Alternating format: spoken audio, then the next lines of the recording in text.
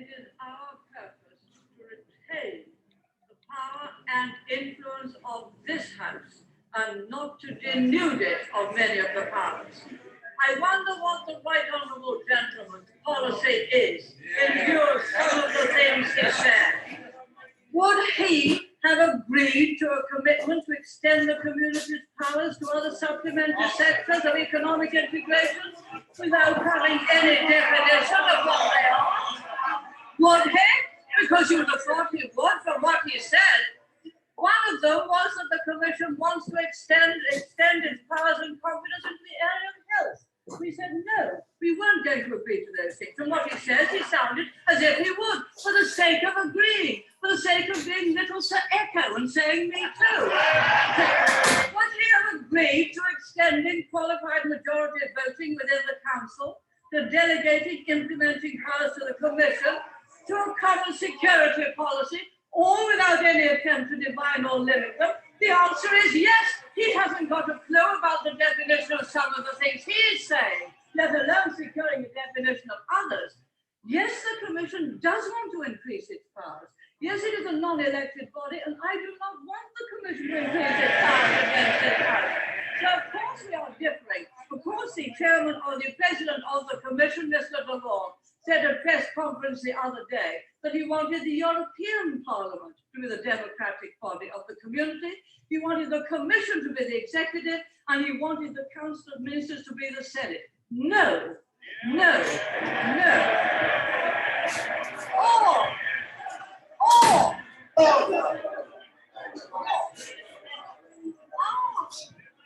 Perhaps the Labour Party would give all those things up easily. Perhaps they would agree to a single currency, to total abolition of the pound sterling. Perhaps being totally incompetent with monetary matters, they'd be only too delighted to hand over the full responsibility, as they did to the IMF, to a central bank. The fact is, they have no confidence on money, no confidence on the economy. So yes, the right honourable gentleman would be glad to hand it all over. And what is the point? In trying to get elected to Parliament, only to hand over your sterling and to hand over the powers of this House to you.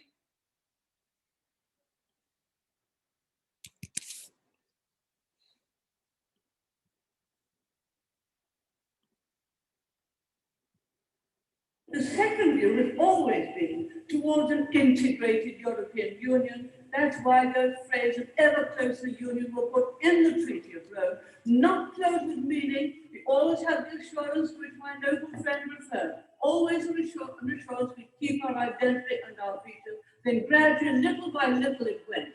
And everything came in stages. And as you said in the community, it had to be the first stage of something which led to one destination, a European Union. You didn't have any other alternative. Either on a slow train or a fast train, but you're on the train to that destination. And if you don't want to go to that destination, it doesn't matter what speed you go. You don't want to be on it at all. Now, I suggest we don't want to go any further on that train. Everything is a stage. I remember when we put forward the hard echo in the Council of Ministers as a possible common currency. Yes, they consider the hard echo, but wouldn't I tack onto it as a stage towards a single currency? No, I wouldn't. It is simple stages, the same destination. And this is what Maastricht is all about, that destination, and it very nearly gets there. If you look at the 1972, when we went in, the assurances and the referendum assurances, they're all fair, they're all there for everyone to see. Some additional comments on the Maastricht Treaty. It starts in very clear terms. By this treaty, the high contracting parties establish among themselves a European Union. This treaty marks a new stage in the process of creating an ever closer union. There it is, straight out. A new stage, a very important big step, because it creates a new political entity, something we've never had before. It creates a European Union. The article later, Article 8, creates a citizenship of the Union, something totally new.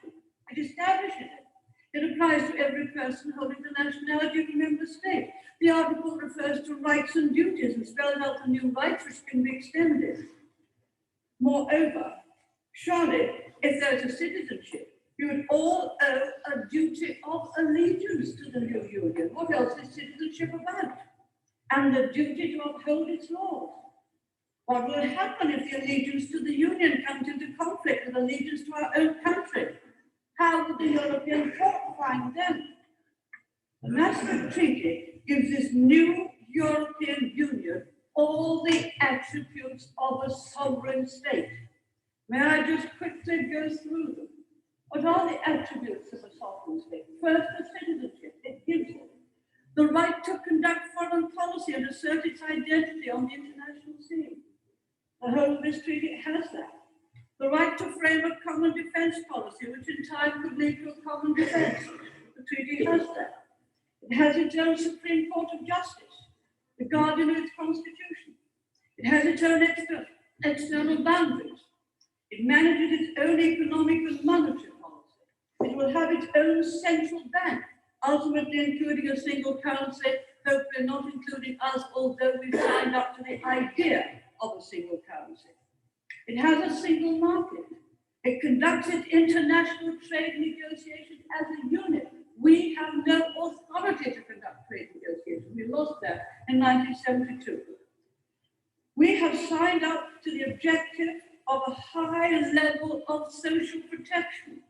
And I wonder if the social chapter will be brought into a final question by the European Court because we have signed up to that high level of social protection. There's an embryo government in the Council of Ministers, the European Council. There's an executive in the Commission, and there's an elected European Parliament. All of this is the single institutional framework to which the treaty refers. My lords, the voluntary alliance of 12 nations joined is being gradually turned into a new political entity, a European superstate.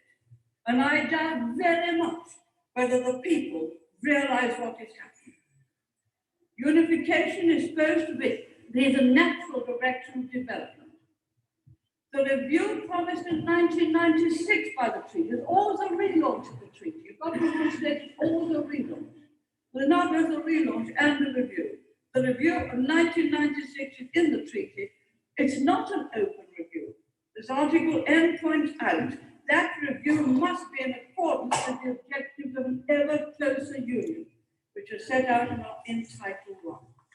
I must say, my lords, I personally could never have signed this treaty. I hope that that is clear to all who have heard me. The bill will pass considerable further powers, irrevocably from Westminster to Brussels, and by extending majority voting, will undermine our age-old parliamentary and legal institutions, both far older than those in the community. We have so much more to lose by this Maastricht Treaty than any other state in the European community. It will diminish democracy and increase bureaucracy. Monsieur Delors knew well the importance of his words when he spoke to the European Parliament in 1988. 10 years hence, he said. Okay. Good morning, everybody. And so there you see Margaret Thatcher. And speaking in 1993, 2 years after she had been ousted as the leader of the Conservative Party. And since she was ousted as leader of the Conservative Party, she was also therefore no longer the prime minister because the Conservative Party controlled the House of Commons, and that meant the leader of the party controls the House of Commons. And since she was removed as leader of the Conservative Party, she was removed as prime minister and was replaced by John Major. No election. He just stepped in to replace her. And then there would be an election and he would win. His party, Conservative Party, would win and he would remain prime minister. But she was ousted in 1991 because she opposed that Maastricht Treaty. And that meant that the members of the Conservative Party, the senior leaders in the Conservative Party, moved against her and pushed her out because of her, what they viewed as her excessive hostility to the European Union. And you know, there's not much said. I mean, this person, in a sense, created, I almost said post-Cold War Britain. This person, in a sense, is one of the most important figures in British modern, certainly one of the most important figure in post-World War II British history. Maybe certainly one of the most important figures in 20th century British history, up there with Winston Churchill in terms of her impact on Britain and others. And there's not much discussion of her because she's so controversial. And she's so controversial for a number of reasons. Like, for example, feminist leftist activists do not claim her as a success for feminism. They tend not to claim Margaret Thatcher as a success for feminism. And you know, the European Union emphasizes gender equity, promoting women into positions of authority. We covered that in the case of Sweden last class, in which every Swedish commissioner to the European Commission has been a woman. Really emphasizing gender advances for women, gender equality for women. But they don't really reference Margaret Thatcher as an example of success in this regard. And I think they don't because she was so right-wing. She was such a British nationalist, conservative British nationalist, that she became prime minister because she conformed, she did not threaten prevailing male stereotypes of what leadership should be. She, in a sense, appealed to prevailing patriarchal male stereotypes of what charismatic leadership should be. So she's looming everywhere in this discussion of Brexit, right? She's looming everywhere in Britain leaving the European Union.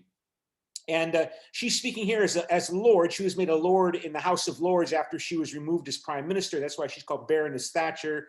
And the House of Lords has only symbolic authority. They really cannot stop what the House of Commons, the other second branch of the legislature of the United Kingdom, can do. The only authority it has in terms of policymaking process, official authority, is to delay House of Commons action by 6 months. By 6 months. They can delay a bill going through the Parliament by 6 months, but they really cannot stop the House of Commons from doing what it wants to do. It has symbolic power. The House of Lords representing the aristocracy, the Yangban, which of course is very prominent in Britain, the aristocracy, they have a lot of symbolic power, so they can sway public opinion. They can affect British public opinion, but it's an honorary position, really. So here she's speaking as a member of the House of Lords. This person is Lord Carrington. He is in the House of Lords, and at this time he's also involved in the negotiations to try to stop the escalating civil war in Yugoslavia. You hear a lot about the Carrington Plan, led by Lord Carrington as the negotiator. So let's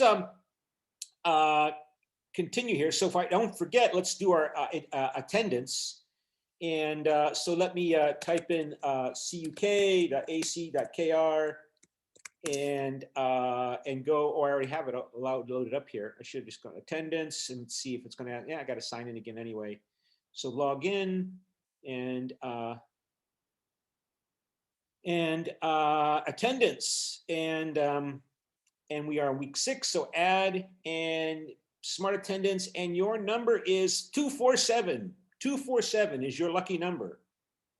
247. So someone write that down in case somebody on the chat wants to know what it is. You can tell them, because when this 10 minutes is up, I lose the number.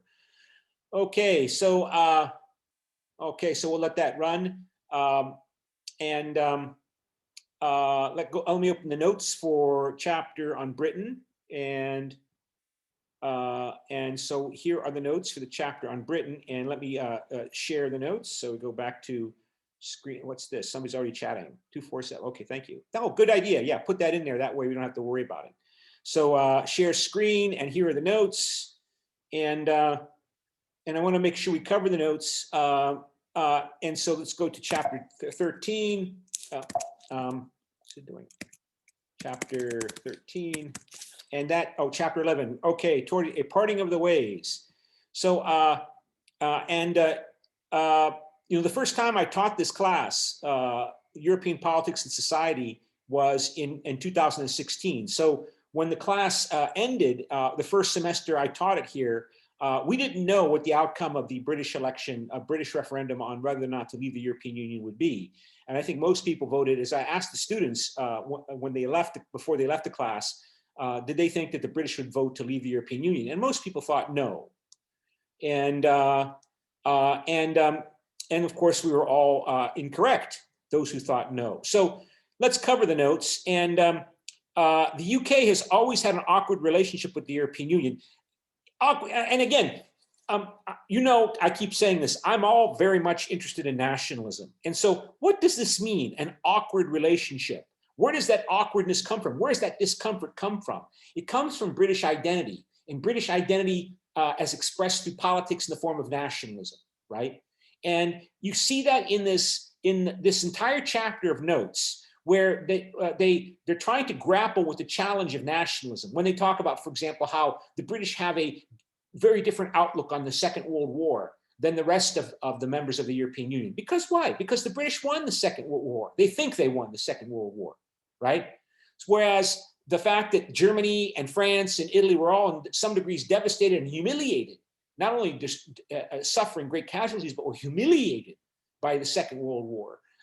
That's somehow very important for an orientation or an attitude, collective attitude by the Italians, by the French, by the Germans, which is lacking by the British towards, or at least the English, towards the European Union. So again, we come back to this notion of national pride, national identity, and therefore national pride and dignity. And you saw that in that first statement that that I showed you from Margaret Thatcher. Let's see if I can get it here, where she's speaking and she makes a statement. Our purpose to retain the power and influence of this House.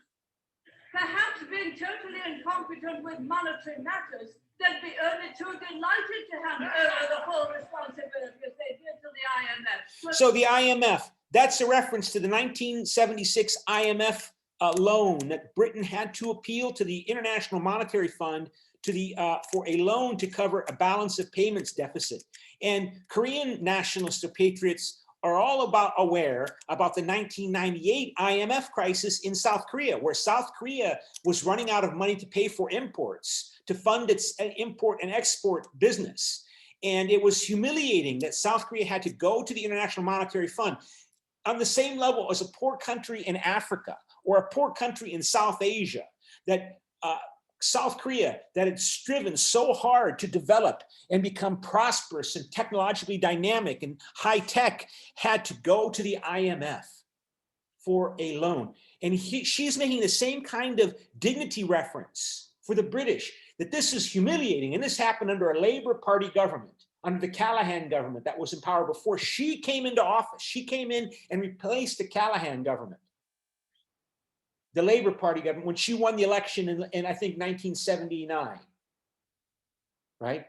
And so she's equating the IMF, the 1976 IMF crisis, and the application to join the European Union all go together as part of Britain's degradation, Britain's humiliation, national humiliation, that she supposedly is claiming credit, and her supporters today, because she died a few years ago, are claiming credit to have overcome by carrying out neoliberal economic reforms, privatizing the state-controlled businesses in Britain, which included British Air, the steel industry, the coal industry, the railroad industry, the postal service. Well, I'm not sure if they privatized all of the rail service, but I think they did. But there were lots of companies and industries in Britain that were de facto controlled or subsidized by the British state, and they were not very competitive.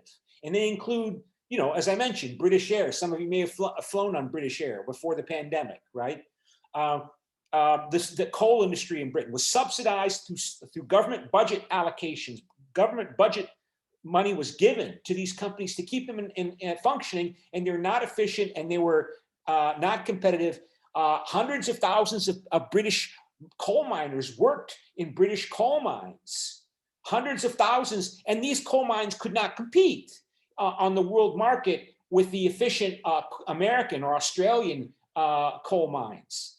The British coal is very deep. And so I think just like 2 or 3 years ago, the last coal mine in Britain, and she stopped that. She stopped subsidizing those coal mines and they started going out of business. And so I think the last British coal mine went out of business just 2 or 3 years ago, closed. Britain no longer mines coal. But 40 years ago, hundreds of thousands of British miners worked in those inefficient coal mines. So you can imagine what this might do to the levels of taxation in the economy. And of course, she claims credit for carrying out these politically difficult, hostile reforms, that there was tremendous strikes and resistance. There were political labor actions throughout the 1970s during the time, the winter of discontent. And they continued under her as she was cutting budgets for the coal industry. And so there was tremendous protests and fighting and with the police. And by the time she left government, the British economy, as I mentioned, was growing on average, twice faster than the economies of Germany or France or Italy. Right? So and so yeah, I want to cover those the Wikipedia entries that are available, so you can see those Wikipedia entries for everything that I'm talking about here. There you see the 1976 sterling crisis, where sterling is another name for the British pound, right? The British money. So the 1976 sterling crisis, in the 1976 UK sterling crisis, was a balance of payments or currency crisis in the United Kingdom in 1976, which forced James Callaghan's Labour government to borrow 3.9 billion, at the time, what would be $17.5 billion from the International Monetary Fund, at the time the largest loan ever to have been requested from the IMF. And this is the mighty successor to the British Empire, the United Kingdom. Has lost its empire, and now, and of course, after the British Empire formally ended to be replaced with the British Commonwealth, the British attempted to maintain a high status position in the world by continuing to maintain the UK sterling, the British sterling, the British pound, as a global currency for business. So if you go to Worry Bank and you look at what you want to buy foreign currency, right? You can buy dollars, you can buy euros, and you can buy yen and from Japan, and renminbi from China, and you can still buy pounds, British sterling, down in Worry Bank, because the British sterling pound still has a function on the global economy. And so the British emphasized trying to maintain their high status and prestige that they had under the British Empire by maintaining the function of British banks, British finance, having London as the city of world finance, and that meant British money playing a prominent role, which is still an issue to this day, because many people are wondering, how is London going to remain a center of world finance when it's no longer a member of the European Union? It's not as easy to provide financial services to Germans and French and Italians and other Europeans if your country is no longer a member of the European Union. And they're negotiating that issue today as we speak. Right? But this effort to try to maintain the British pound as a global currency, I won't go into it here, but that was part of the source of this difficulty with this balance of payments currency crisis. Labour Party failed to maintain the pride and status of Britain in the world, according to Margaret Thatcher. And she links the European Union to this. It all goes together, in her view.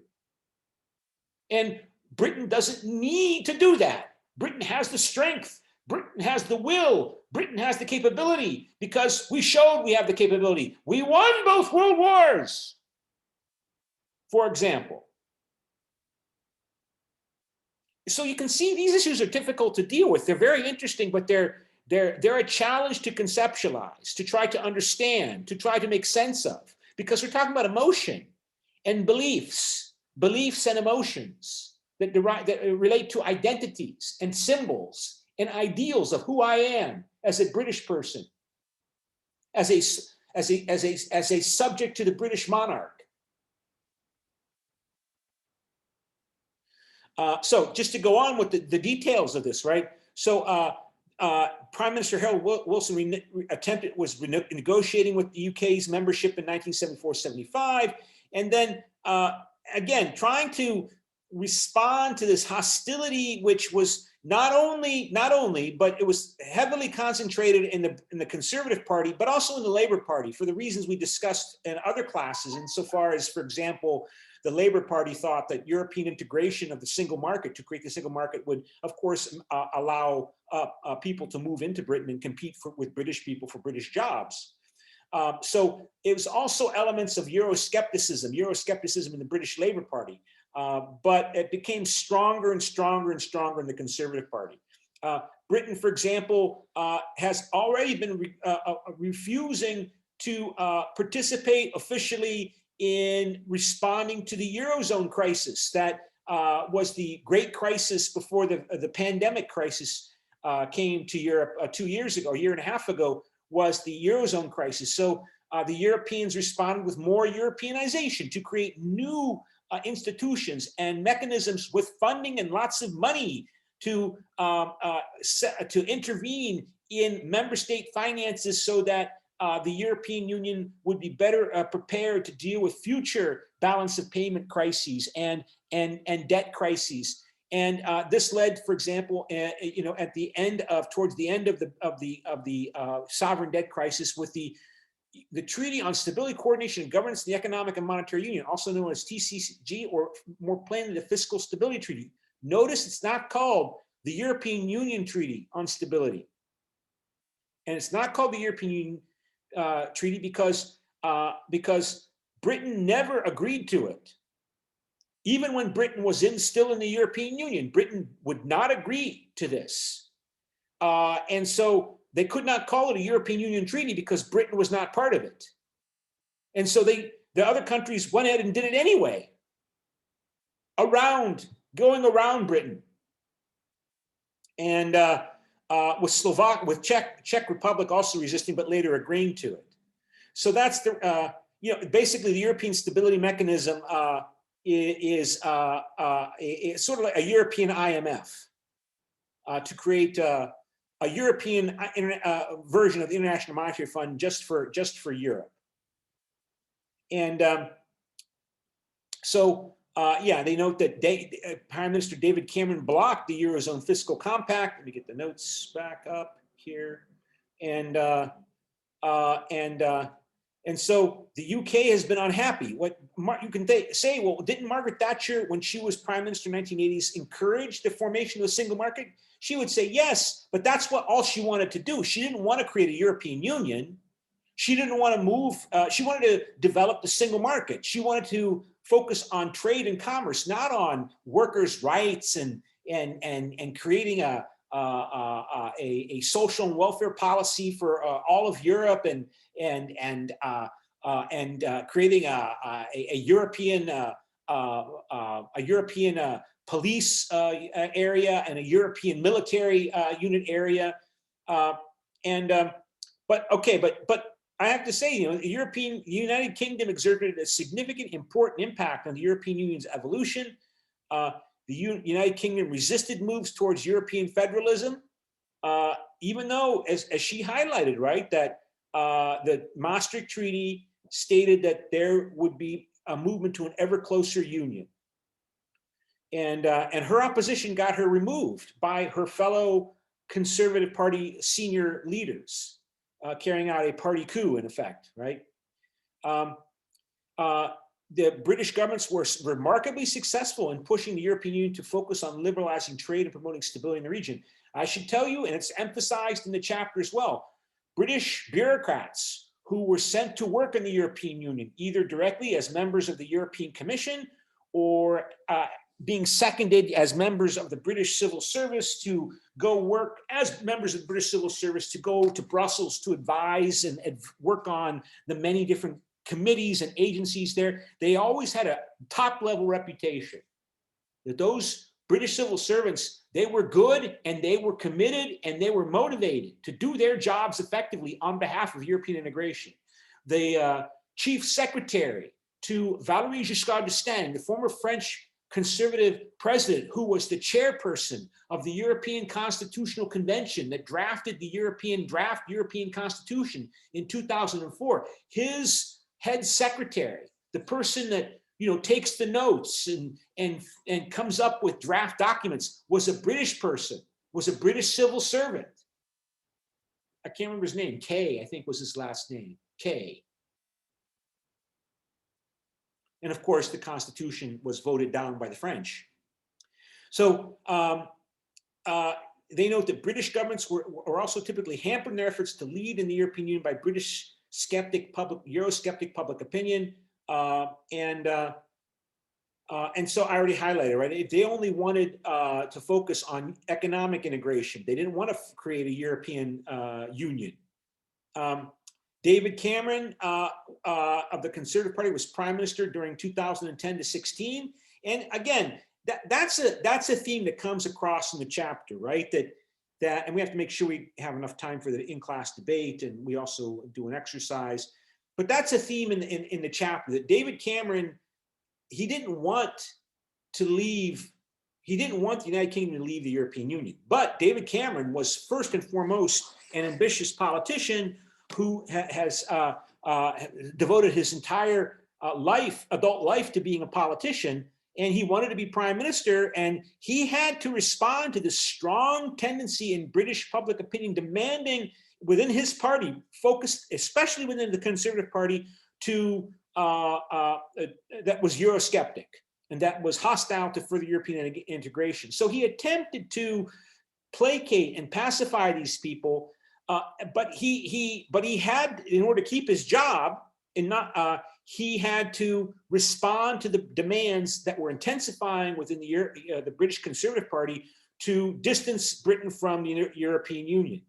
And so eventually, by promising that he would do that, I mean, I already mentioned earlier that, for example, the best performance, maybe we can very quickly, show, go back to Wikipedia and show, I think what I showed you once before, right? The UK general election, 2005. You see here, and if it comes up, 2015 general election, that David Cameron, UK, was leading the British, 2015 UK general election. David Cameron was leading the Conservative Party, and the Conservative Party did the best it had done in elections in over 20 years. In 23 years under David Cameron, winning 24 more seats, the Labour Party losing 26. And David Cameron promised to the British people when he was campaigning in the election campaign leading up to the election, that if the British Conservative Party won control of the House of Commons, that he would agree to have a referendum on whether or not Britain would be in the European Union. And on the basis of that promise, the Conservative Party got the most seats in the House of Commons that it had gotten since, I think, 1992. So he couldn't resist it, in a sense. Well, he could have resisted it, but he would have been removed, and he didn't want to be removed as prime minister. So he made himself believe that he could have the referendum and persuade the British voters not to leave the European Union. So he campaigned to stay, to remain in the European Union. Journalists claim that his activity was, or his campaign was, not very enthusiastic in favor of staying in the European Union, of remaining is the term, but he did campaign to stay. And of course, the European voters voted to leave by 52 to 48%, with 77% of British voters voting, which is, pretty good percentage. And he immediately resigned as prime minister. So the book goes on to highlight how earlier in the early 1980s, the Labour Party was more Eurosceptic than the Conservative Party, because, as I already mentioned, that they were fearful that European integration, economic integration, with its four freedoms, right? Free movement of goods, services, capital, and labor, that people have the right from other European community countries to come to Britain and work. Anybody, right, was going to take jobs away from British citizens. And so the debates over the Maastricht Treaty, led there by Prime Minister and then Baroness Thatcher, made the Conservative Party the lead Eurosceptic party. And after she was removed, the pressures never really died down. And I already mentioned here, Cameron promised in campaign in 2015 to win, that he would distance the Conservative Party and Britain from the European Union. He promised that he, again, but the point is, you have to keep that in mind. Public opinion pressure, right? Politicians are constrained by public opinion pressure. Even in communist China, the Communist Party leadership, they have to take into account Chinese public opinion. They will use force and coercion against newspaper journalists and editors and social media activists, but they have to take into consideration. And that's true in modern politics everywhere.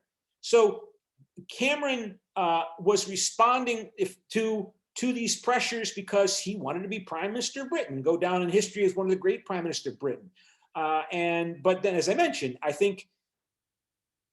maybe he thought that even Nigel Farage, I remember in that late June 2016 election, when the election was underway, on the night of the election, when the polls were closed and they were counting the votes in the referendum, Nigel Farage, that leader of the United Kingdom Independence Party, he announced that he said that we lost, that UKIP, United Kingdom Independence Party, that the Leave campaign lost. He thought they lost. He didn't think they were going to win. And oh my gosh, the Leave campaign won.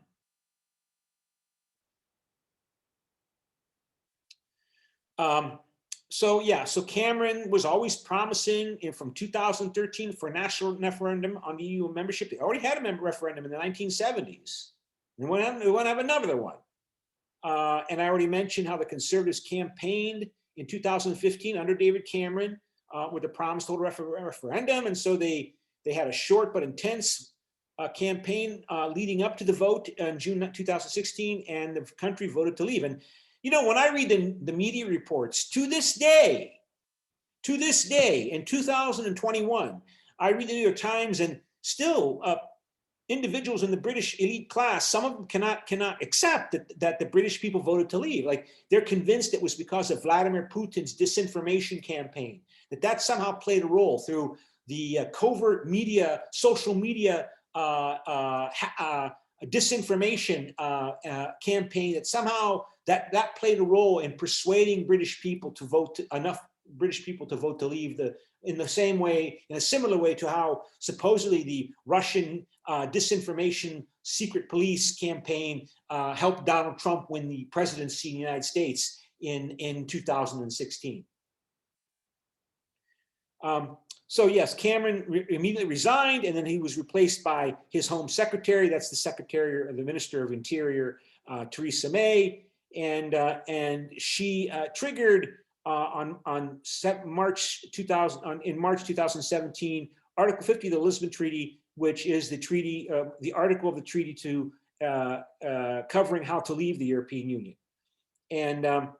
Theresa May called another general election to try to strengthen her political control over the Conservative Party, because this is very divisive, as you can imagine, right?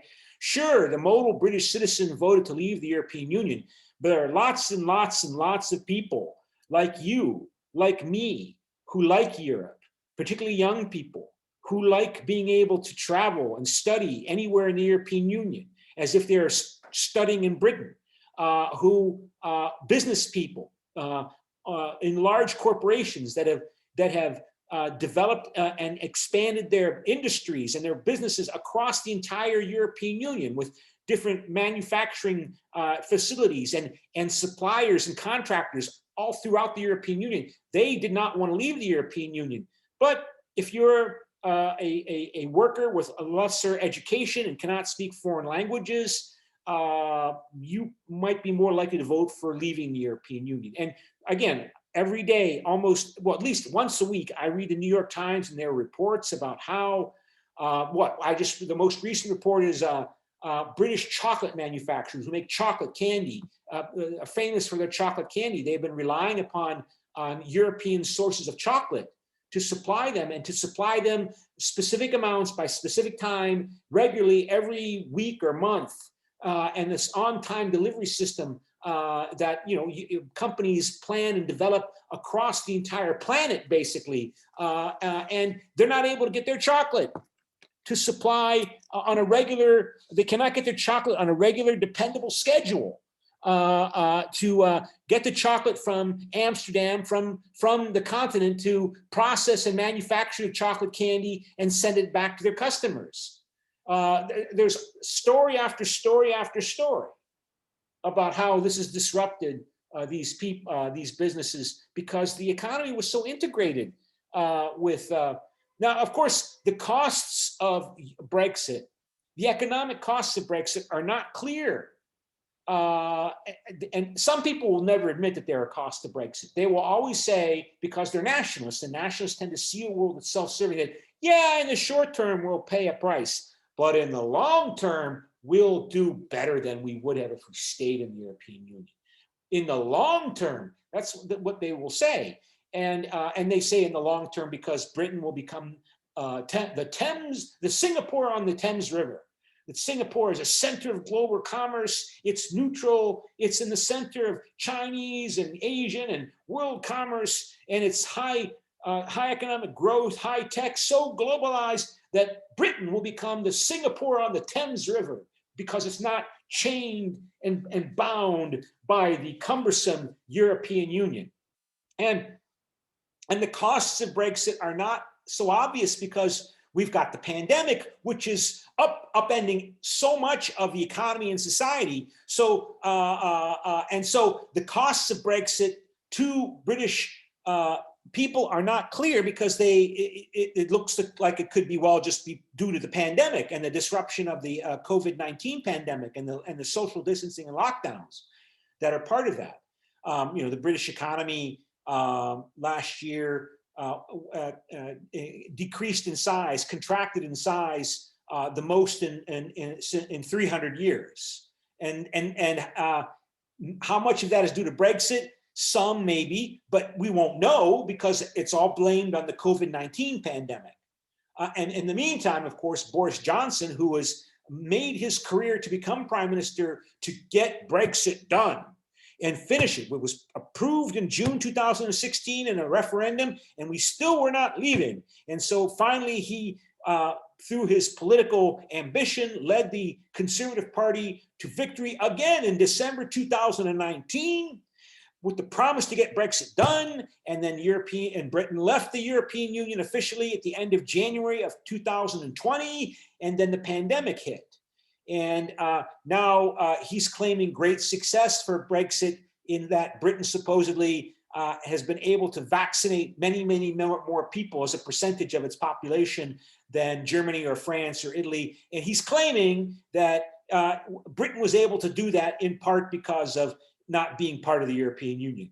And other people say, oh, that's not true. Britain could have done what it did, even as part of the European Union, because the European Union allows countries to make national public health decisions in emergencies if they want to, and they didn't have to leave the European Union to approve the AstraZeneca vaccine on December 8th, like they did a month earlier than everybody else. And they argue and fight about that, but Boris Johnson says, no, we could not have acted as quickly as we did if we had an obligation to act in concert with the rest of the Europeans. And he may be right? Insofar as, for example, Germany or France could also have just moved immediately to approve much more quickly the Pfizer vaccine or the other vaccines, but they didn't. And they didn't because they wanted to make sure that all of the countries that were in the European Union felt as if they were all participating as national members of the European Union, have their voice in making European policy, making policy to meet this greatest challenge to public health in the world in 100 years, in a century. And so that meant the Germans had to act in solidarity, not ahead of everybody else in the European Union, because even though they could have, But they couldn't do it because they would have strengthened fear and anxiety that Germany doesn't care about us Danes. Germany doesn't care about us Bulgarians. Germany doesn't care about us small countries in the European Union. See, and now they're going to approve the vaccine, and they're going to keep all the vaccines for themselves, and they're not going to give any to the Lithuanians or the Polish people. And they don't want that kind of thinking to emerge and to spiral upward. So they've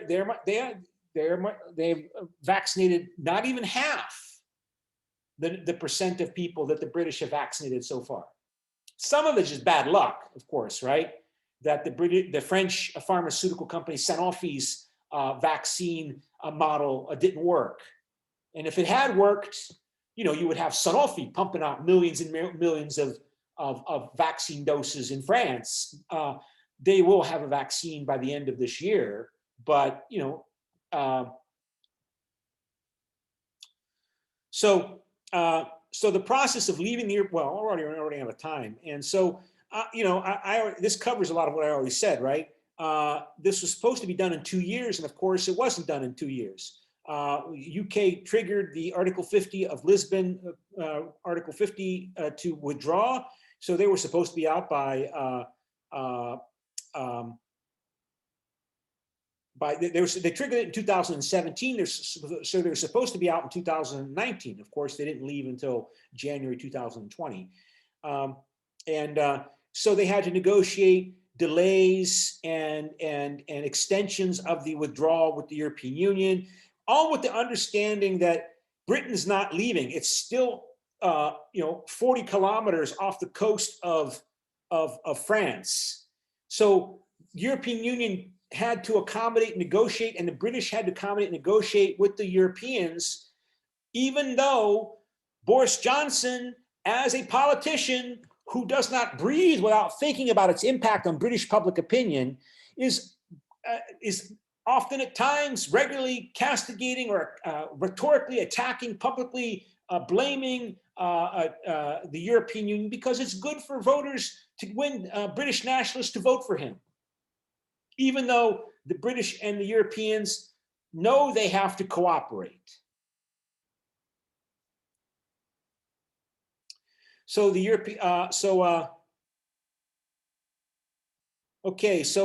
yeah, I already mentioned how Boris Johnson emerged to push out Theresa May as prime minister because claiming that Theresa May was making too many concessions to the European Union, that Britain was still being too closely tied to the post-European Union trade and economic trade negotiation treaty that would require Britain to continue to remain part of the customs union of the European Union, which meant that Britain could not make its own free trade deals with United States or Japan because it had to remain in the customs union as originally planned by Theresa May. And Boris Johnson, being an ambitious demagogic politician, said that Theresa May was not delivering freedom to the European Union, and he should be leading the Conservative Party, and he would really get Britain out of the European Union, and he did, and we are where we are, and he pushed her out, and she's still sitting in the House of Commons, representing a district, a constituency of England in the House of Commons, and he's the prime minister, and so some of this we already covered in class, but let's go. Oh gosh, so much to cover in so little time. Let's go to, I want to cover, let's see what I have here in exercise.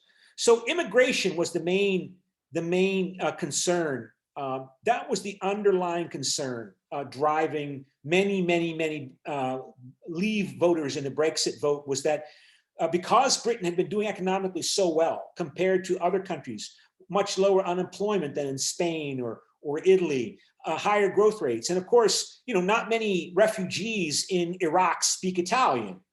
So if they speak a foreign language, they might well speak English. And so, and because Britain had been the colonial imperial occupier of Iraq after World War I, and so had been part of the British Empire. So So they want to go to Britain, right? They're where the jobs are, and they can use their language ability. And so that was what the Brexit voters, Brexit campaign, Leave campaign advocates promoted, that Britain is under threat from immigration coming from Greece, from Italy, by way of Turkey, from Afghanistan, Pakistan, Syria, Iraq, in the midst of the wars, including potential terrorists, because these are predominantly Muslim countries, so playing with stereotypes and xenophobia.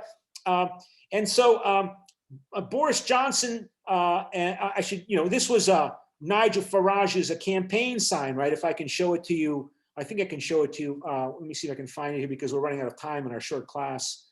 If I can find the famous Nigel Farage advocating leaving the European Union, right? What is that? Darn it. So here you see, there's Nigel Farage, breaking point. The EU has failed us all. We must break free of the European Union and take back our country. So look at this picture. These people, they're all Middle Eastern.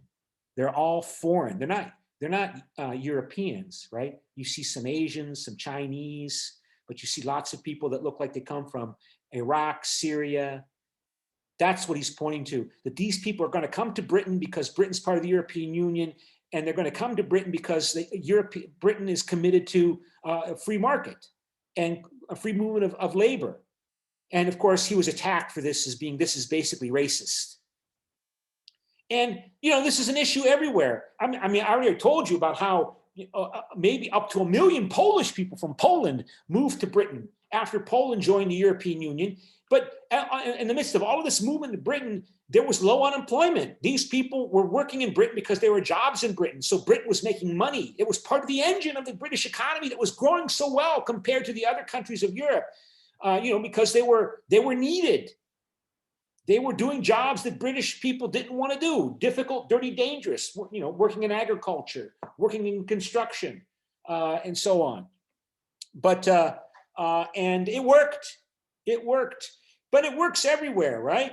If you look here, so what is Boris Johnson promising? Boris Johnson is promising that that Britain will move to a new kind of labor, a new kind of immigration system that relies upon points. And let's see if I can find it here. Point system, whereby Britain would only limit people from anywhere coming into Britain on the basis of whether or not they have skills and qualifications. They can't come because they're fleeing poverty.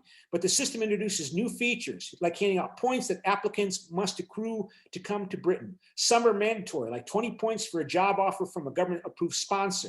So if a British company needs to hire some Koreans to work in some field, that the government would approve that, and those people would have precedence. Others are optional, such as 10 points for a PhD in a field relevant to the job.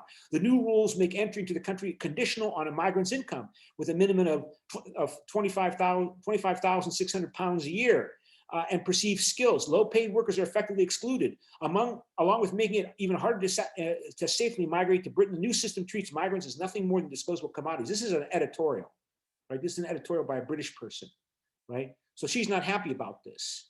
And keep in mind, Canada has a similar point system. 25% of people living in Canada, north of the United States, were not born in Canada. 25%. And Canada uses a point system. Australia uses a point system. And so Britain said, under Boris Johnson, we want a point system. And Donald Trump, while he was president, said, America should move to a point system. So please respond to the following statement. South Korea should also have this point system for immigration to South Korea. Strongly agree, neutral cannot decide, disagree, strongly disagree. And if you're interested, you can look at this entry page on Wikipedia regarding what this point system would involve. And of course, it says a points-based immigration system. And so you can see Koreans also have some concerns about immigration. There were stories about Yemenis coming to Jeju Island because Jeju Island does not require a visa to visit. And the Korean government has stopped those people coming from Yemen to stay in Jeju Island. concerned that they might be potential terrorists, rapists, or illegal immigrants stealing jobs. So this is a concern in America, in Britain, everywhere. Immigrants, France. So let's go to the cyber campus, and let's go back to vote, and in the time remaining. And so please vote on this topic, on whether or not Korea will also vote. You're voting anonymous. It's anonymous. So I don't know how you will vote. Please vote. You have 30 seconds.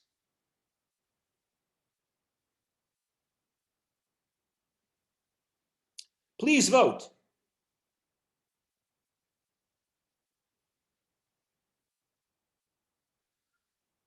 Twenty seconds.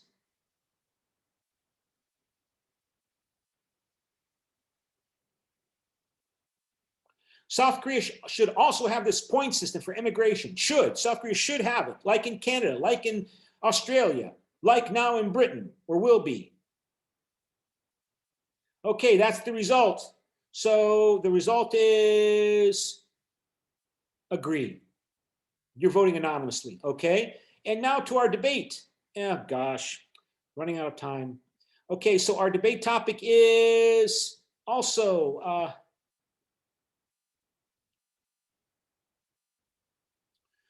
to South Koreans, Sweden and the United Kingdom show that the memory of suffering modern national tragedy motivates European integration. So let me divide you into groups, and if we can do this as quickly. No, we don't want to stop share. Two groups. And the person on the bottom is the chair. And the person on the bottom is Hyun In Hyuk and Chung Son Hyun. And heads, room 1 is pro, and it's tails. So room 1, you are con. Room 2, you are pro. Room 1, con. Room 2 is pro. Con, pro. Con, pro. So Chung In Hyuk is con, and Chung Song Hyun is pro. So you have 1 minute to come up with a statement.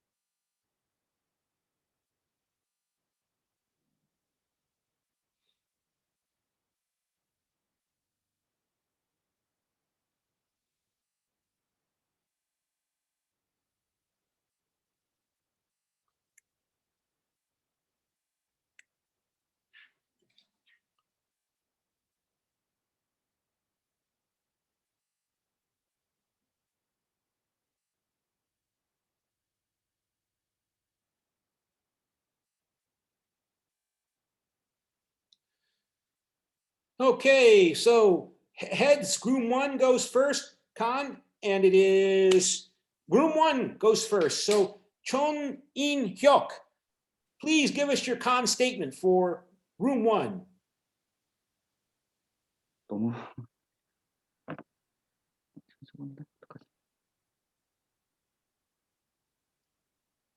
Who can help him? We really didn't have time to talk about like anything, but like Yeah, I know. This is just basically an opportunity to give you to talk in English to me. So anybody got an opinion about that on room 1?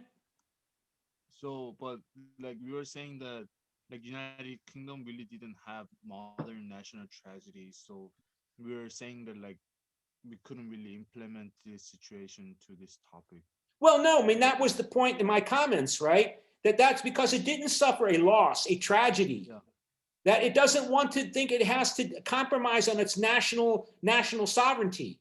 That it can be proudful and prideful because it didn't suffer a tragedy. That's the point, right? The Germans, the French, the Italians, the Poles, they all suffered destruction, humiliation and destruction. Britain didn't suffer humiliation and destruction, some destruction, but no humiliation. Sweden has never been occupied by anybody, ever. Unlike Korea. Japan lost World War II and then was nuked twice by America. The Swedes and the British never experienced anything like that.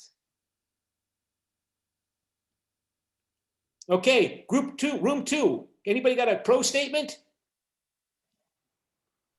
So yeah, like you said, Sweden and the United Kingdom didn't really have a national tragedy per se, but for different countries, of course, it may get motivated for more prosperity, for more economic development. I mean, like stuff like Eastern European countries most definitely would do that. Yeah, I mean, Eastern European countries, they'll tell you that they suffered a tragedy.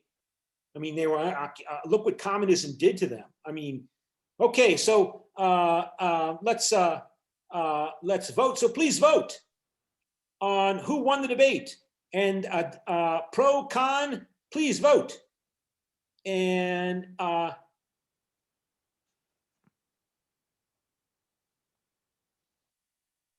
so far, con is ahead. So you got 30 seconds.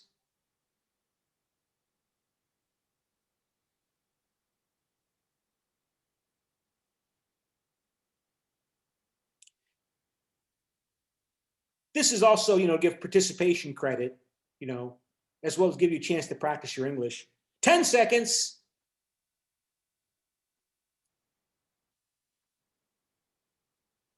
5 seconds.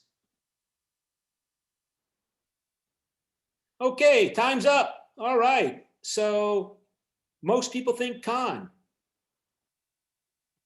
Okay, well, all right. So that's it for today. And yeah, sorry again about the short time. I mean, it just seems like we should have the debate on Fridays because it's the end of the week. You get the notes, you write your paragraphs. When else are we going to do the debate? But then we've got, 2 countries to cover. And, and I want you to, I want you to get excited about Sweden. I mean, the Great Northern War, that was really interesting. And, it was such an important part of creating modern Russia. The Great Northern War and Peter the Great. Peter the Great is great because he beat Sweden. All right. And Sweden never really recovered, always was neutral after that defeat. Okay, that's it for today, right? Any questions? If no, I will end the class and put up the recording on the course website. Bye.